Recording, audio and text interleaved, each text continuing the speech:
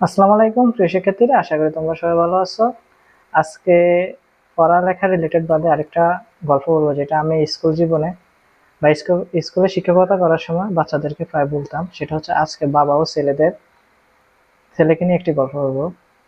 তো একজন বাবা তার ছেলেকে একটা মূল্যবান পাথর দিয়ে বললো, বাবা এই পাথরটা বাজারে নিয়ে গিয়ে বিক্রি করবে না, প্রত্যেকটা দোকানে দোকানে গিয়ে দেখবে। তখন ছেলে সত্যি সত্যি তার বাবা থেকে পাথরটা নিল। নেওয়ার পরবর্তীতে সর্বপ্রথম হচ্ছে যে একটি সবজি দোকানদারের কাছে গেল। তো সবজি দোকানদার পাথরটা দেখে বললো, এটা তো এতটা মূল্যবান না, 100 টাকা দেবো, তুমি দিবে। তার পরবর্তীতে সে আরেকটা মুদি দোকানের কাছে পাথরটা নিয়ে গেল।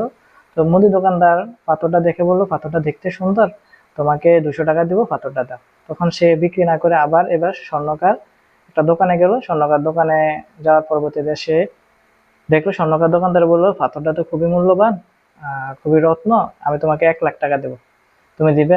তখন সে পাথরটা বিক্রি না করে সে তার বাবার কাছে ফিরে গেল।